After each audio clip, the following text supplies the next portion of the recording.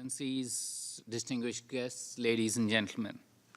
Let me also thank the Permanent Mission of Brazil for organizing this event on what is rather a relatively known fact about the Southern legacy here at the United Nations.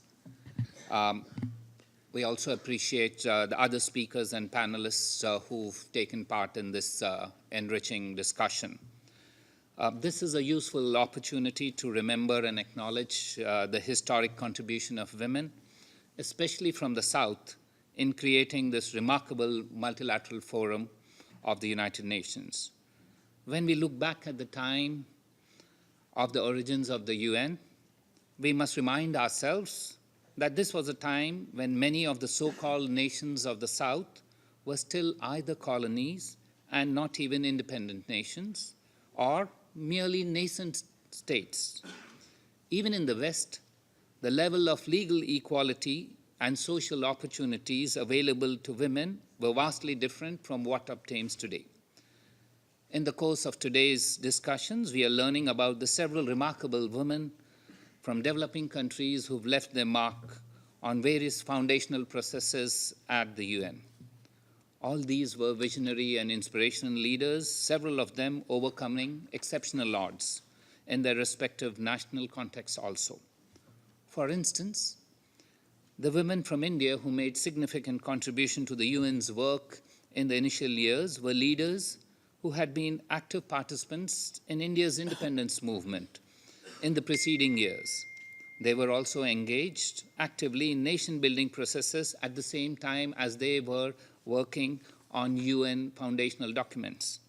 These women, therefore, served as bridges between the process of global norm building at the UN and institutional building processes at the national level in India too. One such figure was just mentioned was Ms. Hansa Jivraj Mehta, a reformer and educator, as also a prolific writer. She served as the Indian delegate to the United Nations Commission on Human Rights and is widely known for ensuring a more gender-sensitive language in the landmark Universal Declaration of Human Rights. It is said, but for Ms. Mehta's insistence, it could very well have been that the Universal Declaration of Human Rights may have been known to us as the Universal Declaration of the Rights of Man. Thank you, Hansa Mehta, for not only working here at the UN, but also as a Constituent Assembly member while drafting the Indian Constitution. And she drew upon many of the concepts here to guarantee the right to equality of status for women, abolition of discrimination of various kinds that were the fundamental basis of our own constitution in India. So, even as she was working on the theme of human rights, which was resonating universally, she was also imbibing those same thoughts and inculcating them in the Indian Constitution. Another important figure that was mentioned was Ms. Lakshmi Menon, the Indian delegate to the UN General Assembly and the head of the Commission on Status of Women as early as 1949-50. She was an outspoken advocate of universality of human rights. Ms. Menon, along with her colleagues from other developing countries, strongly opposed the concept of colonialism relativism, which sought to deny human rights to people in countries under colonial rule. Menon famously called it an attempt to justify what cannot be justified. One of their contemporaries was again mentioned was Begum Sharifa Hamid Ali, who started her political career as a follower of Mahatma Gandhi and became the president of the All India Women's Conference in 1935. She joined as a member of the UN Commission on Status of Women in 1947, the year India became independent. Each of these women challenged the dominant narrative of the time with their vocal criticism of cultural imperialism and stereotyping of women from the East. Each in their own way helped shape the international covenants of civil and political rights, economic and social and cultural rights, and also consolidated equal rights for women as a human right.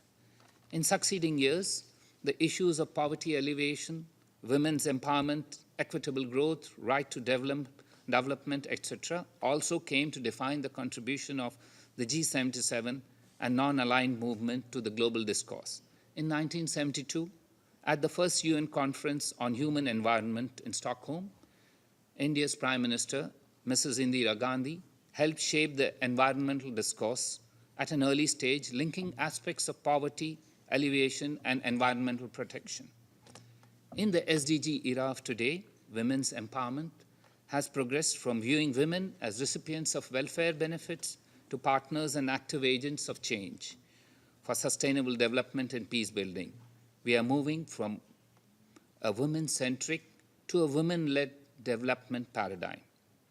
A little noticed fact here at the United Nations has been that while the global North tries to position itself as a leader of gender equality, there have only been 3 women who have served as the presidents of the General Assembly.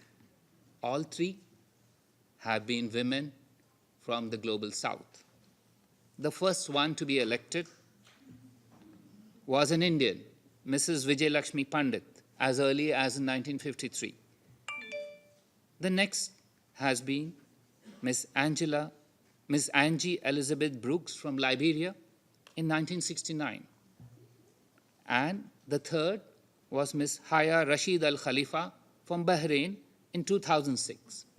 Ladies and gentlemen, the next president of the General Assembly will also hopefully be a woman candidate, again from the global South.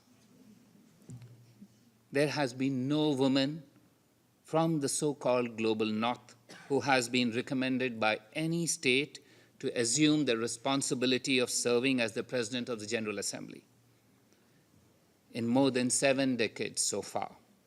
As Mrs. Vijayalakshmi Pandit said in her inaugural speech as the first woman President of the General Assembly on 15 September 1953, it is, of course, relatively easy to state objectives, but infinitely more difficult to attain them. Today, even as we welcome and celebrate the Secretary General's efforts to achieve gender parity in the appointments of the senior positions in the UN system, it is also important to know how many of the women in senior positions come from developing countries from the South, and to bring that perspective to the fore too. Even though we have focused so far on women who have played a role at the start of the UN, I would like to conclude by paying tribute to the many women diplomats, leaders, and members of civil society from across developing countries who continue to contribute immensely to shape the all-round discourse at the UN, be it related to human rights or development or peace and security. They bring their unique perspectives and wisdom. They are the many stars whose twinkling roles has brought light to our everyday lives. I'd like all of you to join me in wishing them a big thank you. Thank you very much. Thank you very much.